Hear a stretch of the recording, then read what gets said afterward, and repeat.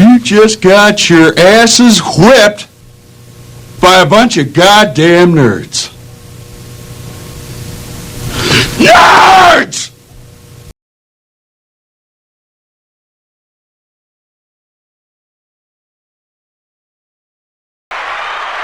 Welcome back to the NERDS podcast. First time ever. I know you guys have been fans, but it is here. It is live. Shout out to Bronx Studios and Bronx Tale Studios, to be correct on that. And we are here live in studio. It's your boy Pooba, Co, the kid at heart, Pete, live in studio. First time, and finally, the nerds are together. Pete, Co, how are you guys feeling today? I'm feeling good, man. We're taking it back to the Bronx, man. Shout out to Bronx Tale Studios for having us today. Absolutely, for sure. Absolutely. We're back in the South Bronx, where we did a lot of our, in our heyday. That's the old man talk right there. Is a lot of our shenanigans we were doing was back here in the South Bronx. It's good to be back because I'm not in the Bronx anymore. I know Cole's in Connecticut and Pooba's in Florida, 3 different states, and finally we're able to meet together after we started this. So, the funny thing, you say that 3 states. When we first started this podcast, that was one of the names that we were thinking about doing it. 3 states of views, 3 states. I forget some of the other views. Cole, you remember them? No, just the 3 states one really stuck out though, because it sounded more like a production type thing. So yeah. But I don't remember the other names we were coming up with. How did we come up with Nerds Pod? The chat. We have a chat with a whole bunch of our other friends, and they're not really into this type of stuff that we're into. So I would feel like putting that on that chat would just go to these guys anyway. So we created our own chat just to talk about this type of stuff, and I named it Nerds. But then when we were trying to come up with the perfect name, and that's not as easy as it sounds, Nerds kind of stuck. I kind of sent these guys the intro, and they liked it, thank God, and it stuck, and we're 3 months in. Yeah, Revenge of the Nerds. For those that understand the intro, Revenge of the Nerds is what you're listening to. The comic books is everything that we've actually grown up and loved. So we actually want to thank everyone who's liked and subscribed. 200 subscribers, and we're going to actually keep on going until we get into the millions. But I want to ask, and I'll go to Pete first on this one. Pete, what's this journey been like for you in getting into, because these are just private conversations for the most part that we've had for such 35 plus years. Tell me exactly, how are you feeling now that you've, we're 4th month, I think, in this now. So what's this been like for you, this journey? This is, so this year, I've known Cole 40 years. I met Cole in 85, and I met you in 87 through your brother. Now it's just cool because we, like you said, these are private conversations that we're having, and about this, again, this subject matter is what we're into, and I would have a conversation with you, or you would have a conversation with Cole. We never would have these conversations together, and now we're doing that. And if people are interested in listening to us be a little silly, then cool. I'm all for it. It's cool to hang out every twice a week, even though we're not in the same state like we used to be when we grew up. Man, this is therapy for me. I can't tell you, if you guys have a love and you have a passion for something and you have amongst a group of people, follow it through and do it, because I can only tell you that this is almost therapy for me. Cole, what's this journey been like for you? It's been actually really awesome for me, man. Just like Pete said, for us, we always had these conversations, but now to have the public actually chime into what we're talking about, I hope they enjoy the content and what we're bringing out to them. But overall, this just has been a fun journey for sure. Yeah, listen, this is all gas, no brakes. And till this day, whenever we record, I still get butterflies. There is no way I can tell you guys that more than that. And I loved it. I know I sent out a text. I woke up on a Sunday morning and I sent out a text I just gotten operated on, and for the first time, I couldn't move. I couldn't do anything. I couldn't leave the house, and I sent out the text.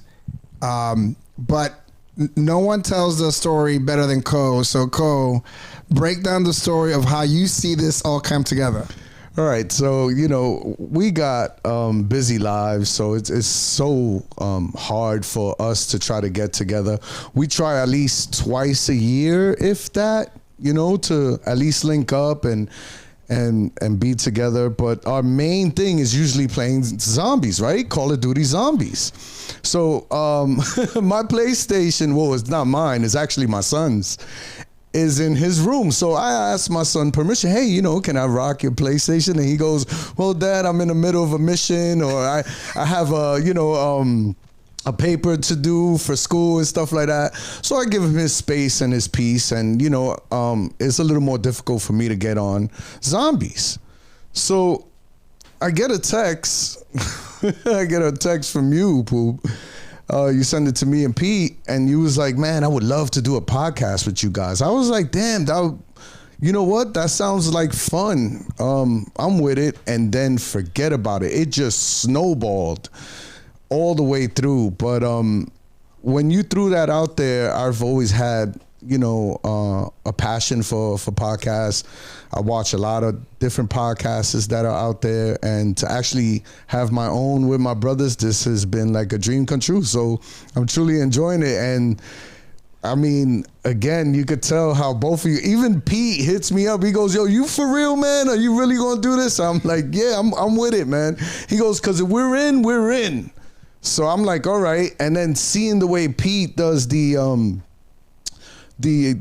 filtering and the editing and all that stuff, and then the content that you be bringing up, I mean, man, I'm just blessed and lucky to even be part of this, for sure. Pete, I got a question for you. Because you live a busy life. You've done other podcasts as well. And what do you think is so different about this podcast compared to some of the other podcasts you might have done? Well, I've of course, you got to know the people to do a podcast. So I didn't have the same history that I do with you guys. Again, I just said how long I've known you guys. Back in the mid 80s, man. That's a long time.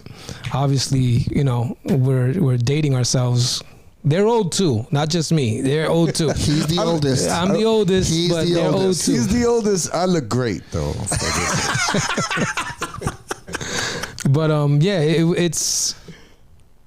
it's not the same, because again, the connection that we have and the history that we have, and also this subject matter is something that we have been, just as long as we've known each other, we've probably been fans of that even longer, because I started this, getting into comics when I was 5. You know what I mean? So it's been a long time. It's been longer me being into that than being into football, because football I started maybe early teens. So it's definitely a longer history there with that subject matter, and I'm still into it. I'm still into football, but this right now, there's so much more to deal with right now that's out there we can converse with, and gives us an excuse to hang out. And this podcast has given us an excuse to record it. And now, when we're old and older and gray, well, not me, I mean, I'm gray anyway. So, but when we're older, we can look back on this and say, look at what we were doing.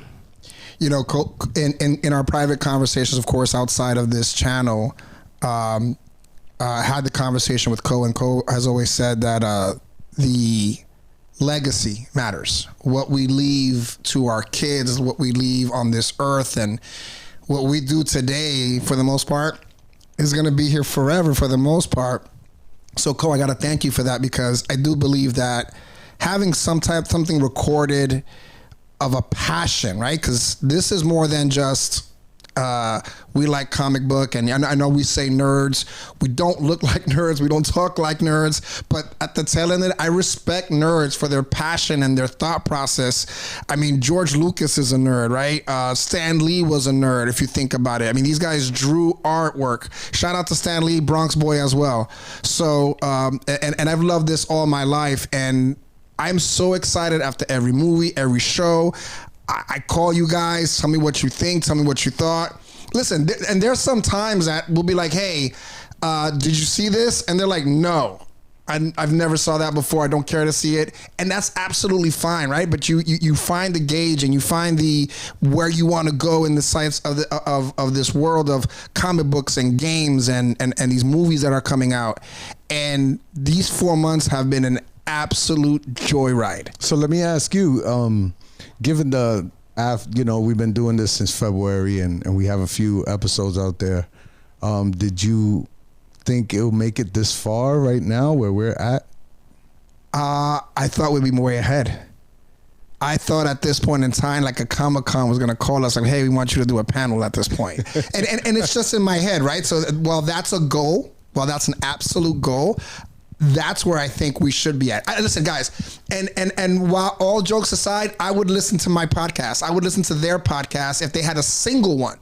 Because the thought process behind, just kind of giving you Easter egg, and doing it fast, things of that nature, that's great. And I love those channels that do that. But to break down and have a private conversation amongst your friends and have people comment on it and talk about it and say people, oh, I kind of missed that sentiment or I kind of missed that. Man, it's been crazy to think that people enjoy watching us. We have a video out there that has over 1,000 videos. And while Enchanted Izzy was on there, people really enjoyed seeing us talking to her. We gained, I think, the most followers after that. But man, everything else, I haven't seen a boo-hoo, like you guys suck, like it's horrible. It's not been that. It's nothing that we put out is cringe. Well, I have, but I keep them from you guys. but again, I'm not just keeping the negativity away. I mean, there's always going to be somebody who's going to be a wise ass and say something stupid. Nothing crazy, not even more than 5 comments, but I would say maybe 2 or 3. But I keep them from you guys until now. If you ain't got no haters, you ain't popping. That's true. That's true. If we didn't have no haters, we have to do something. So haters, bring it. I'd like to get into some questions with you guys, if that's okay. I'm going to make this more Marvel versus DC for us because that's where our home ground is, right? For the most part, since as Pete stated, we're not young bucks by any form or fashion. We grew up on the cornerstone of comic books, Marvel and DC. So these questions are going to be for all of us, right? When I ask these questions, it's going to be for all of us. And I'm going to start with Pete, Co, to me, and we'll keep that cipher going. So we're going to pass the duchy upon the right-hand side. Pete, what is your favorite Marvel movie of all time and why? Leading off, baseball reference. Yes. The obvious ones are Endgame and Infinity War. So I'm not going to go for it. Captain America Winter Soldier is, just to take the obvious ones out, Captain America Winter Soldier for me. Fire. And the reason why behind it? Winter Soldier is just amazing in that movie. Just his introduction and just how Sebastian Stan played the character. The character had some great scenes in that movie, and to me, that's what it was. Just when when Cap finally realized it was Bucky, when he killed Fury, or he supposedly killed Fury, and he chased him through the hallway, threw the shield at him, and he caught it. I mean, the whole movie's dope to me. The slide bomb, bro. Come on. Yep. Come on. And the mask, right? When him rocking the mask, he looks official right It's there. the arm for me. It's the arm. Oh, absolutely. What you think about the new arm? I don't like it. The post-credit Yeah, I scene? don't like it. Like you saw how the star is a little taller, Yeah. a little bigger and stuff. I don't like it. Wow, Yeah. interesting. Wow, never knew that one. See? You just learned it here on the NERDS podcast. Cole, your favorite Marvel movie of all time and why? Marvel? Marvel. Oof.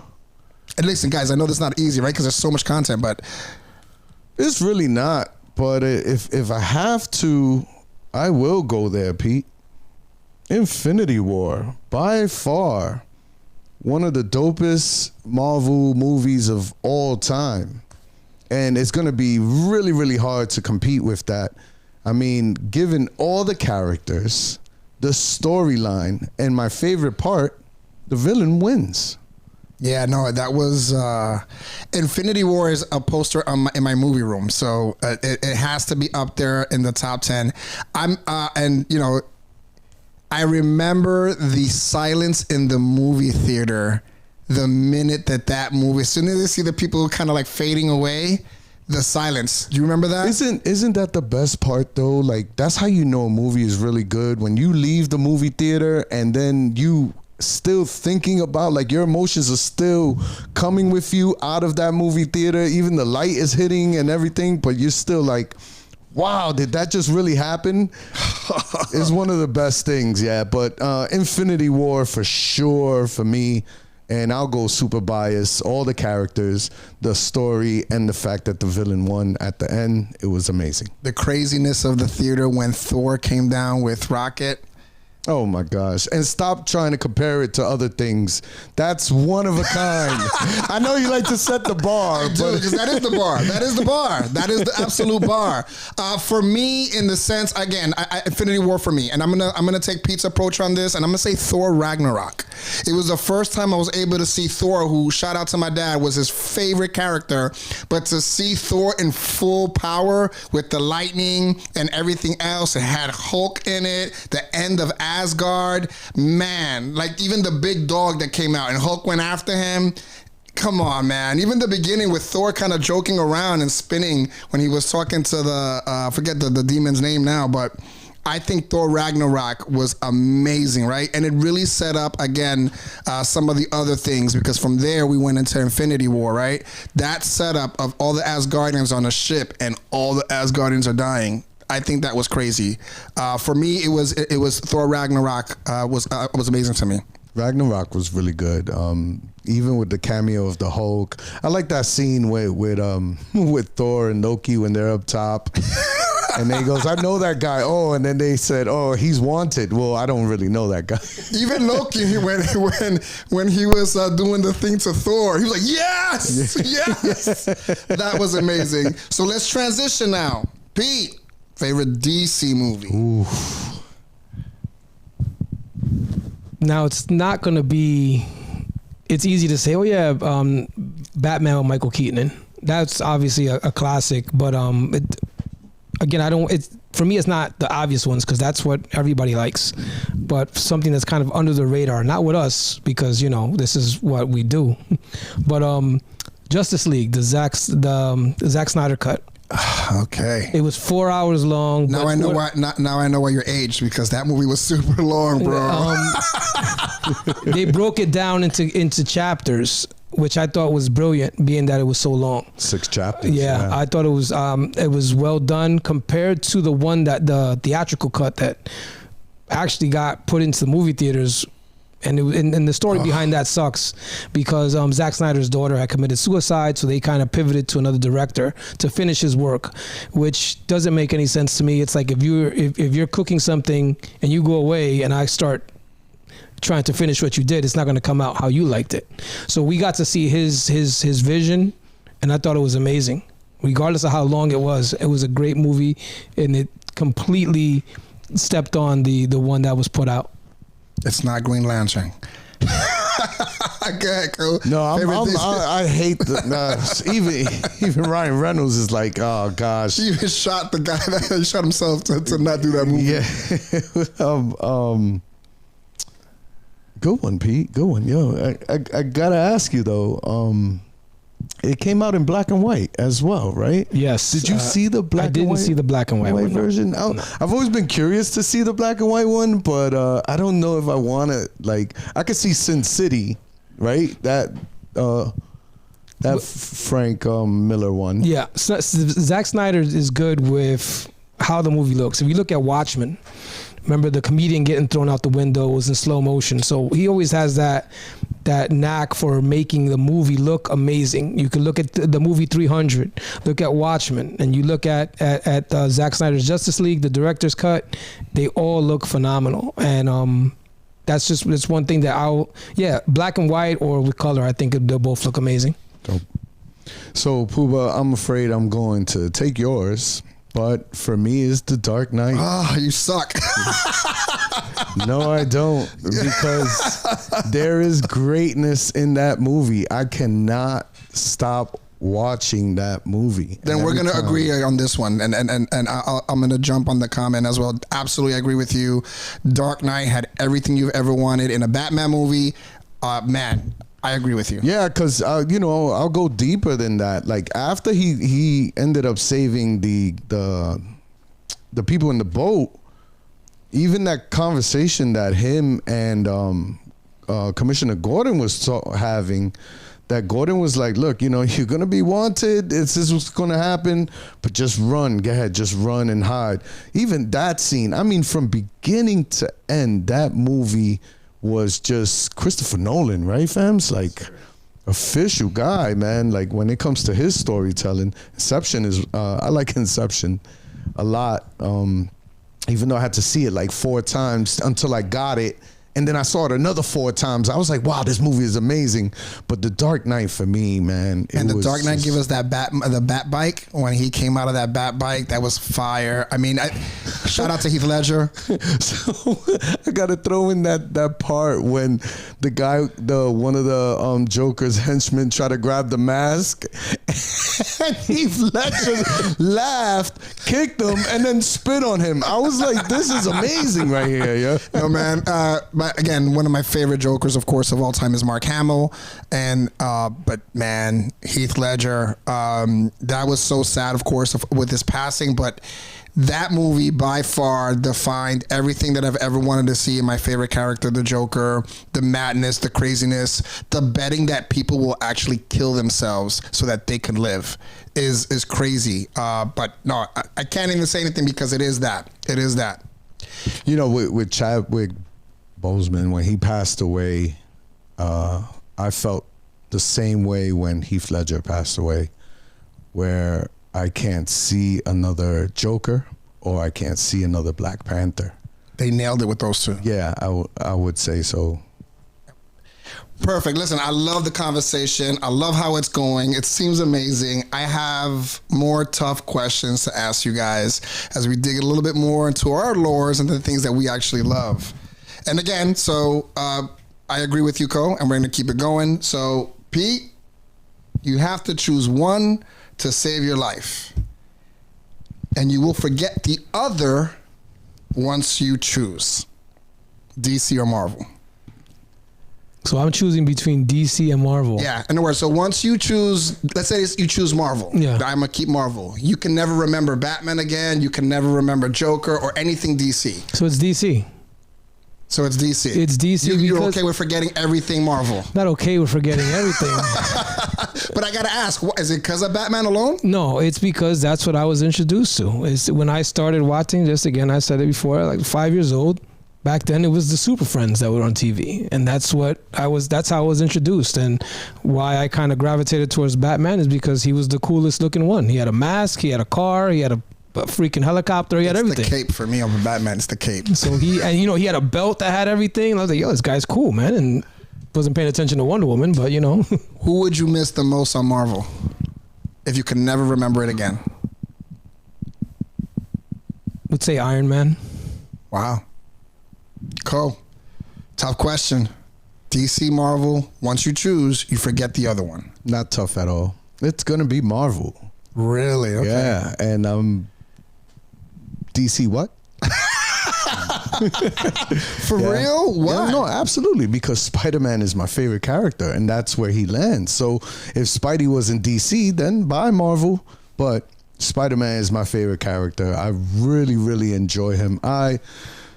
I was introduced to Spider-Man when I was like 4 years old. I had the curtains, the bed sheets, and then I used to wake up at 5 a.m. to watch Underdog. Now I'm really putting a stamp on my age, right? So I'm watching a cartoon called Underdog, and right after that was a Spider-Man cartoon. And then I also remember my mom going right down here to 3rd Avenue in the Bronx and getting me the plastic Spider-Man costume. Oh, the one that if you did it, you got a paper cut. Yeah, absolutely. with the white rubber band. And it will always break. Yup. Or the staple would come out. Yeah. And then you had the string hanging. So if I can get in on this part as far as the costume, when I was that age, I always wanted one of those costumes. I thought they were, my friends had them. I wanted one of those costumes, and my mother used to make by hand my sister and my costumes for Halloween, like 4 or 5 years in a row. And I was upset because I wanted what my friends had, where he just described the rubber band that's cutting into these guys' faces, and no, the costume was made out of paper, bro. The plastic costume. Cover. Yeah, it was like a poncho. Yeah, and I wanted one of those, and she was like, "I'm not buying you that shit. This is your costume right here." And I appreciate it now, but back then I didn't, because I wanted what everybody else had, which I probably would frame if I had one of those. Probably the cheapest costume you'll probably ever see in your life, but I never got one of those. Cole, for you. I was definitely a fan of Spider-Man. So Day one. So similar to like what Pete said, the way he looked different, and then the fact that he had these different powers. He could climb on walls, he can swing. He was just so unique, like the way I want to be, just a unique person. So following Spider-Man, absolutely, I'm going with Marvel. And I'll jump and tell you the one character I would miss from DC. It will break my heart. It will be Superman, for sure. Yeah, that's a tough one to. That's a tough one to lose. That's the one that I'll be like, damn, I kind of missed out on that, because I like the Son of Krypton. Listen, there's a reason why those tight white underwears were called tuntarans. Because Superman had tuntarans on, the red one, tuntarans. And I used to be in my Fruit of the Looms, and then I would jump with the towel wrapped into my T-shirt, tucked in, hold my waist and go, tuntaran, and there you go. Those are the Fruit of the Loom underwears and the reason why behind it. I agree, DC, by far. I think, for the most part, DC tells a better story. The storylines, the villains, comparing them to the heroes. For me, DC tells an overall story. They have better books. They have better comic books, in my opinion. I think the characters have that lore behind them that it's amazing. And if I had to choose one, it would break my heart, because I'm a big fan of Stan Lee as a person. And I love what he created in that universe. But DC, in the sense of, and I'll tell you this, Cole, because I know when you said Third Avenue, you were talking about your mother, you got emotional. I saw it in your face, and I love that, because that's raw, that's real, and not a lot of people get that. I still got the picture too. You won't get it, but I still got the picture. I want to see it at least. I don't want to have it. No. But no, so DC for me tells overall better storyline. They just don't make that many good movies, and I think Marvel does a better job of doing their movies. But if somehow or nature, if James Gunn is able to do what he can do, what he did with Guardians of the Galaxy, a no-name group that we fell in love with in the Marvel universe, if he does what he does with Creature Commandos, was amazing so far. Everything that he's done so far has been pretty good. I haven't said like, that was whack. James Gunn was involved in that, and that was whack. So far, everything's been good. Even I'm not a fan of the show, but it's watchable. Peacemaker. James Gunn has a say on that as well, and we're gonna cover that soon on season 2. So watch out for that. But yeah, so for me, absolutely DC. I just got emotional. The character I missed the most is Thor, because it reminds me so much of my father. That's the character I miss. See, but you won't miss out on Thor, because Thor, he's a Greek god, so he might not be in Marvel, but Thor will still be around. There you go. Yeah, thank you. I'm happy now. I got you. Happiness. All right. Next question. You get to hang out with 5 characters in the comic books. DC, Marvel, doesn't matter. If you want to throw an image, you can, but 5 characters. And you get to have dinner with them. There's no beef at the table. So in other words, you want Superman and Lex Luthor, that's absolutely fine. But they'll be at the table, no beef, and you get to hang out with them at the table. 5 characters at the table to have dinner with. Pete, who do you pick? So 5. I get 5. You get 5. Wonder Woman, Catwoman, Harley Quinn, Mira, and give me another one. You don't put Batman in the table? No. And Baroness. All chicks. And Baroness, right? Black Widow. Black Widow. There you go, Black There you Widow. go. There you go. Everybody needs a redhead. Go ahead, Cole. Everyone needs a Reddit. Oh wow. Okay, so it's. I want to be with. I'll have dinner with Tony Stark's, Professor Xavier, Luthor, Bruce Wayne, and Miles Morales. Wow, that's a nice one. Get the kid meal for him. For me, absolutely the Joker. I do want to ask him, what's your real name? At a dinner table, just me and him just kind of talking for sure. So I need the Joker there. I need his partner because I'd probably have a double date with mine. I need Harley Quinn there. So I definitely want to get into Harley's head of how did you fall in love with this guy? Like at the dinner table, kind of have a good conversation about why did you change your whole identity as a human being to be with this guy? So those two. My other three at the table, yes, Tony Stark. Because when Tony speaks, I'm listening. And he has great banter, he's joke, he's funny, and I love that. The last two would be difficult for me because I would want to be at the table with Batman and Joker.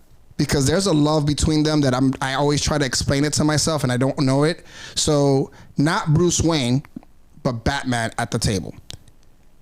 The last one, that is difficult to me, but I'm not sure if it's comic book or movie, but it would be Anakin Skywalker would be my last one.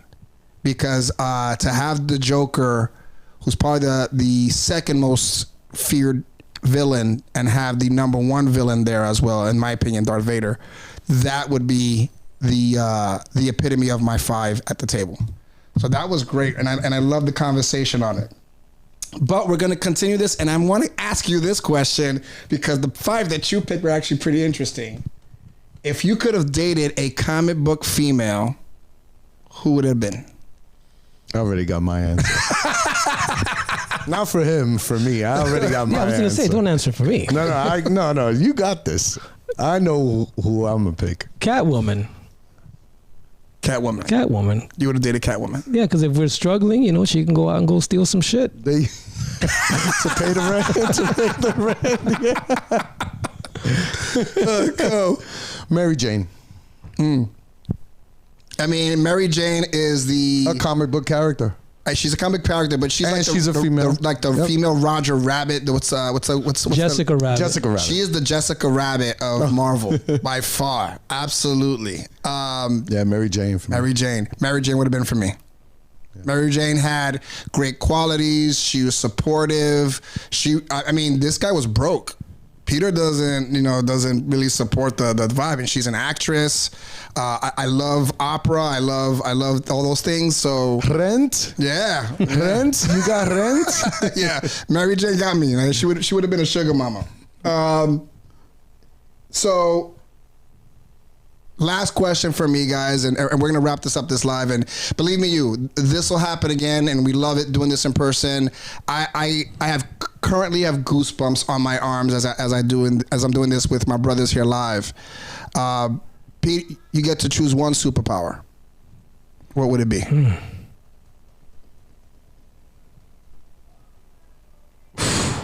I'm time traveling. Flash.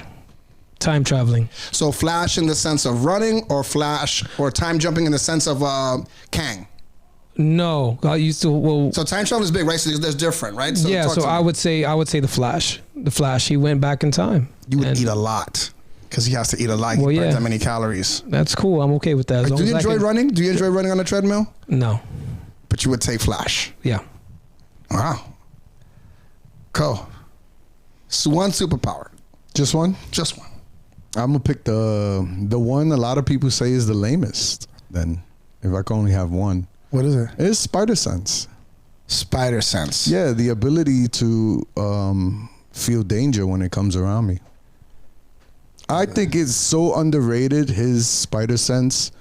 Like when he goes up against Venom, and since Venom knows who Peter is, his body doesn't give off the spider sense only because he doesn't see Venom as a danger because they've already been together. They've been one. Exactly. Hate the fact that they call it the Peter tingle in the freaking movies. Can't stand it. Yeah, they do. Like I hate that shit. It's a very unpopular power to have and stuff like that. But me personally, one thing I did like about Spider-Man when I was saying before that he has different powers, the fact to just have that sense of, oh, something's gonna happen, or I should duck, or you know, I think that is so dope. So for me, I would like to have like a spider sense. Yeah. I'm gonna ask you guys a follow-up question based on what you guys said, and my question to you is gonna be this: if Flash and Spidey sense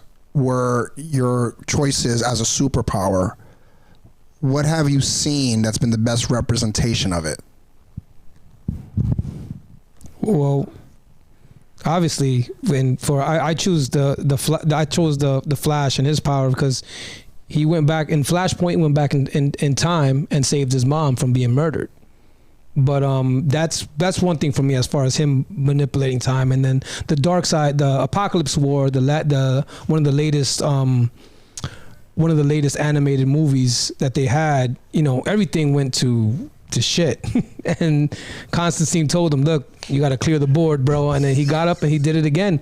They started over. So, I mean, if used the right way, I think it's, you know, it's super underrated what he can do. I think everybody would just see him as, oh, you know, he can run fast, but nah, he can do a lot more than that.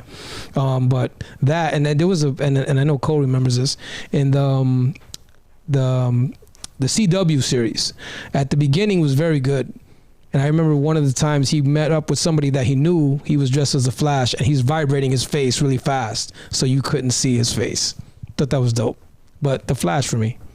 What's the best you've seen it? Flashpoint was good too, Yeah, right? Flashpoint was amazing. That representation of him going back. I hope they never make that past. movie live. No, they should. They try to with the Flash. I hope they never make that movie live. I agree. Yeah, I agree. What's the best representation you ever seen of Spidey sense? Well, I got two of them, so I'll give you the honorable mention first. Was when in the movies, I think it's No Way Home, when Doctor Strange tried to grab whatever it was that Peter had in his hand, even through the plane when he pushed Peter out of Spider-Man. But the reason that Stephen Strange couldn't grab the piece was because the spider sense kept moving his hand, which I thought was really dope. And if you look deeper into it, you can see like a little bit of shine and glare on his head, right? But for me, has to be the one time when this was, oh man, I want to say Marvel Spider-Man. Marvel Spider-Man, right? The latest cartoon that they came out with.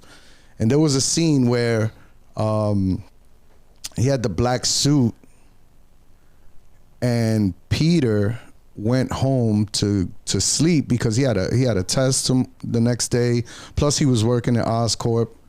But the suit woke Peter up and was using the spider sense to attack the Sinister Six, which was, for me, phenomenal. He wins. You notice that the villains say, wow, no quirkiness, no nothing, because it's not Peter. Peter's asleep, but the suit and the spider sense is having him moving around. Once he took care of the villains, he goes back home. And when Peter wakes up the next morning, he goes, ow, ow, ow.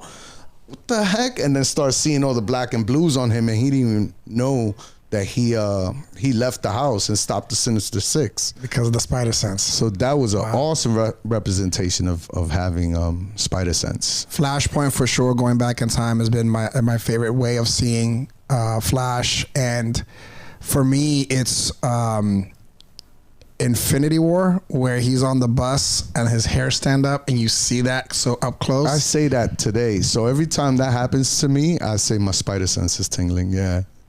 For me, it would be the power to duplicate.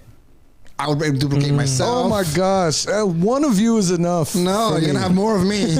Have some more love. Get it your way. It's coming. Yeah, no. And I guess duplicate, and what was her brother's name? Multiple. To know that I could have multiple of me doing everything. To know that I can have more of me. And the fact if I could see something, I could duplicate it. Like if I have $1 bill, well, make 100. and I'll make 100 real quick. Right? Who's checking serial numbers? No one. You know, not for nothing, that power would be dope for you because, you know, it's hard to be in two places at once. Oh. Right? And I know, like, you would love to be in multiple places. So Yeah, I can no, see that. and it's true, right? So I love to travel. I love to see movies. I love to watch shows, and there's just not enough time in the day. But if I can have other me's do everything else, and they come back, and I get all of that back, right? Everything that they did now is part of my memory, part of my skill set now. So duplication would probably be the power that I would actually want. I don't know. Like I said, when I think about it, there's the X-Men who does it. What's his name? I believe it's not Morph.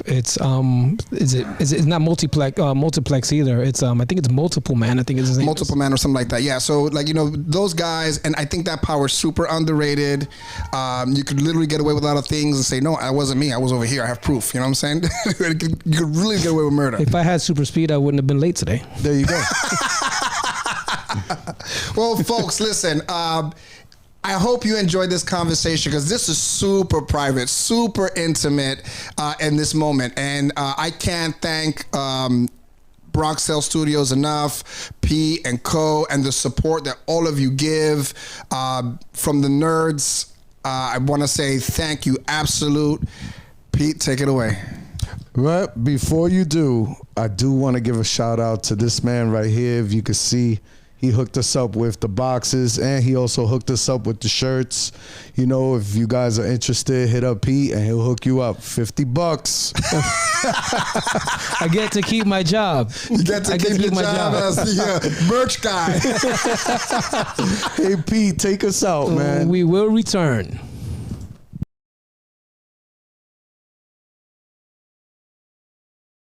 The worst episode ever.